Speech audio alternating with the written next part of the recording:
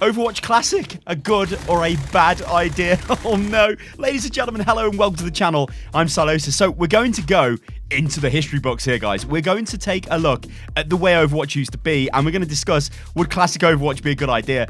Well, remember Bastion? He used to have a barrier. Yeah, a barrier. Bastion had a barrier. Oh my god. Remember this guy, Hanzo? You probably know this guy. Probably play him quite a lot still. He used to have this ability called Scatter Arrow, which you could delete tanks with, which was pretty good, yeah, not gonna lie. Also, in this demo clip that Blizzard put out on their YouTube channel, who the hell would just stand there and eat the Dragon Strike? Like, what is going on? Wow, that ability is so powerful. Because everybody stood there and let it hit them in the face. What the hell? Oh, you remember this? Mercy's beautiful old resurrection, which would just bring everybody back from the dead. Yeah, Mercy, hide and spawn. Mercy, hide. Mercy, why didn't you hide? We're all now dead. Yeah, it's beautiful. This is Symmetra. This is Symmetra version 1.0. Yeah, she was totally different. She was basically a support. That's what people thought she was. So a photon projector would automatically lock on with primary fire. Secondary fire, though, look at this. It would go through barriers. It moved much slower as well, which was funky because it was classed as an anti-barrier type of ability. And, well, she kind of is anti-barrier now, isn't she? Also here, I have no idea what's going on here. Why the hell is Zen about to walk into the spawn on Temple of Anubis? Maybe they intended for this part of the map to be used. Look at that. It's like, Zen, how have you got in? Zen, how have you actually got into the spawn? But yeah, turrets, we know they're different now, but they're still kind of turrets. This thing, though, she doesn't have. And also the visual effect of this, which was absolutely terrible, I think was changed very early in launch. But she could give you shields, 25 shields, beautiful. And her ultimate ability was, of course, the teleports. Now, remember, there was the version 2 Symmetra that had the shield gen, the dual ultimate, remember, teleporter or shield gen. She had the projected barrier, which, of course, Sigma now has. So let's talk about Widow. So Widow was actually ridiculously insane because Widow could quick scope. The downtime between scoping was pretty much non-existent with this original Widow, and she was just crazy. If you had the aim, you could just delete people over and over again. 360, no scope, MLG, I am the man, was everywhere, ladies and gentlemen. And yeah, she was definitely the most powerful she ever has been at the launch of the game. All right, the next hero we're going to take a look at is the absolutely wonderful Torb. Now, Torb is, this is version 1.0 Torb as well. This is back when Blizzard thought they were making Team Fortress 3. They wanted an engineer in the game, so this is what Torb did. He was built all around these turrets. He could deploy his turret, then bash it with his hammer, and he'd go to level 2, which was awesome. He could also throw you a majestic armor pack, which was great. And also Torb, his ultimate ability, Molten Core, would basically make him generate his turret to level 3. Well, upgrade his turret, I guess, to level 3. So he could bash on it, it would upgrade really fast to go to level 3. This video doesn't show you anything about his increased armor, his increased damage, or anything like that on himself. It's just you could get a level 3 turret. So good job there again, Blizz. He fires missiles though, so that's a huge bonus. Yeah, so Torb was crap. He was absolutely crap at launch. The worst hero though at launch was this. It was D.Va. She was so bad. So D.Va's defense matrix was on a 10-second cooldown. When you activated it, it then went on 10-second cooldown, and then it was gone. So, yeah, as soon as you seen D.Va use DM, you just would engage, and that would be the end of it. Also, her bomb would kill her, so she had to run away, as is wonderfully demonstrated here by this glorious Blizzard video, which is, is beautiful, right? So there are loads of other balance changes, and what I want to do for the remainder of this video is show you guys some very early gameplay footage. This is the very first gameplay footage on YouTube of Overwatch. This is from the Overwatch team. I don't know who's playing the McCree here, but you guys will notice some very funky things that are happening here. McCree, I guess he's the one we should probably have a chat about now. So he had no damage fall off at range, which meant that he just did maximum damage at whatever range he was at. His Fan the Hammer, which you will see utilized now, beautiful, did 70 damage per bullet. That is right, ladies and gentlemen, 70 damage per bullet is what he could do with Fan the Hammer. He would fire 6 rounds when he fans the hammer. What do you think that meant to Reinhardt? Or any other tank? Or literally anybody in the game? If you flashed them and did that to them, they were pretty much screwed. I mean, look at Reinhardt. He's literally 1 HP. It's just totally ridiculous. It was massively OP. It was utterly disgusting. All right, then. Let's take a look at this and let me try and persuade you guys why Overwatch Classic would be a horrifically bad idea. Namely, we should be looking forward to the future. We should be looking forward to whatever the next generation of Overwatch is. And hopefully the developers are. And hopefully they've learned all the lessons from the, can we say mess that Overwatch has been over the years? It's not a mess, but you know what I'm saying. Loads of changes. Loads of balance changes, like loads of stuff going on. New heroes, hero reworks, just mad. Absolutely crazy. New maps, whatever. New metas, mental. So let's talk about Mercy. She's the first one I want to kind of hit here. She could rest the whole team. Now, you Mercy players out there will know this was actually probably the most toxic time of Mercy's life, I'm going to say, where people would be screaming at Mercy to get into the spawn, especially on Temple of Anubis. Wait in the spawn, let them grab us, let them use all their ults, because grab pulse bomb was a pretty common combo, because Tracer was literally everywhere. You notice I haven't actually spoken about Tracer in this video, because Tracer hasn't really changed too much.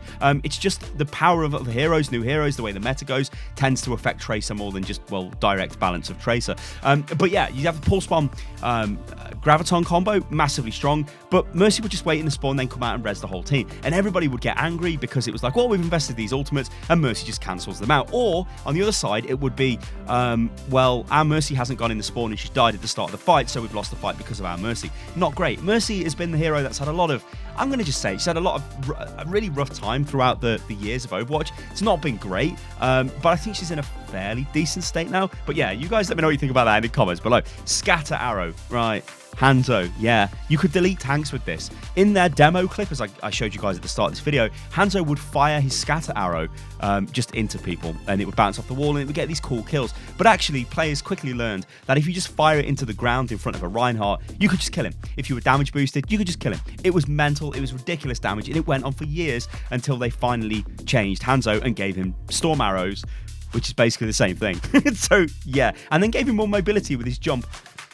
Yeah. Hanzo, what the hell, Blizzard? All right, let's move on. So Widow, yeah, we touched on Widow. Widow just basically had rescope. She could rescope much quicker, which just meant MLG 360 no scope, so that was beautiful. Bastion had a shield, should we even go any further. He literally had a regenerated frontal shield. Imagine that now. You could have triple barrier meta with Bastion on the payload on Route 66, with your Orisa in front and your Sigma. How would you get to him? It would be unkillable. It would be actually unkillable. He's kind of unkillable now anyway, but it would be ridiculous. What about Zen? We haven't even spoke about Zen in this video. Zen, he had 50% Discord orb. 50%. That was crazy. You put Discord orb on somebody, they were dead. They were actually 100% kaput. They were gone. They were just dead, removed from existence.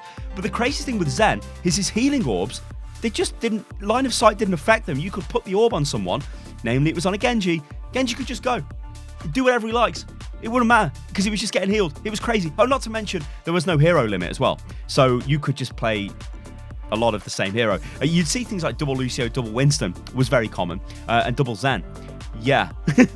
And then double Genji. I don't know. Just go for it. It was mental. It was not great. I think there used to be a funny name for the Zen Genji meta. I can't remember what it was called, but it was not a great time for Overwatch. So we definitely don't want to go back to that. What about Roadhog though? This is another mental character. So Roadhog, his hook would literally hook you from another existence and just kill you. You couldn't hide behind walls. You couldn't do anything. You'd get hooked. It was ridiculously broken. There's loads of video montages about his hook everywhere. It was just insanely broken. It was pretty sad. But what Hog players would do, they just would constantly flank. They'd hook you and then they'd instantly kill you with what was pretty much a 100% guaranteed one-shot combo. They hook you in, they melee, well, they hook you in primary fire and melee, and you were dead. You were actually dead. Pretty similar to what they can do now, but the hook isn't as ridiculous.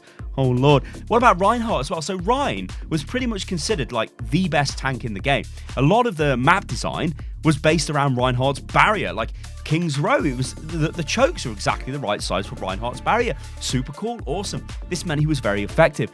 Thing is though, this is where things started to get really interesting because there was a player called Miro, ridiculously good South Korean player who actually ended up playing for the Seoul Dynasty. Didn't have a great first season with the Seoul Dynasty and ultimately they let him go. But he invented how to play with Winston. He literally invented dive in a way because he enabled the tank to be played, which then the rest of the meta started to develop around this. What was super cool about this is it's people starting to understand the way the heroes could be played, starting to take their kits to the maximum level. And at the very start of Overwatch, people didn't know. They just were like, oh, you need a tank. It's just, you got to play Reinhardt, right? He's the tank. Winston, he's terrible. He doesn't have a 2000 HP barrier. But actually, Winston was really good if you played him properly. And it took time to work that. And that's kind of the moral of the story here. We didn't know how to play Overwatch when it first came out. We kind of do now. So we're very efficient at working out optimal ways of playing the game, working out optimal metas. This is why you see the metas go to things like goats, then from goats go to what people are still kind of calling goats, where we've still got Sigma. Well, we never had Sigma in goats, obviously, but we've got a double barrier setup. We've got Orisa, we've got Sigma, and then you've got like Mei, and you've got Reaper thrown in. Those heroes are massively durable, so it's clear that if heroes have got a lot of sustain, then they're actually quite powerful in the way Overwatch is played, especially a lot of the game modes are fought over point control, so you want to outlast them on the point, right? It makes kind of sense, but we didn't know that back in the day, so it was really cool watching the game develop.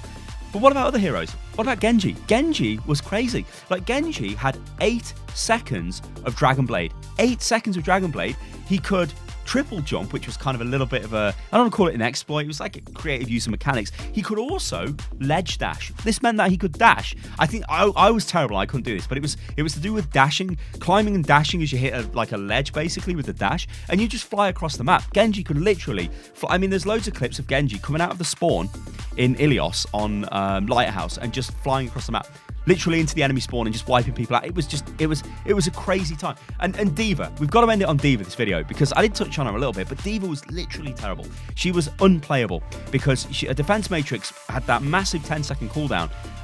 Yes, it was the big old wide defense matrix, but once you'd used it, you just couldn't do anything. You couldn't function as a tank. So the defense matrix to D.Va, the change that they made with the micro missiles, I think back in 2017, that was actually a really good change.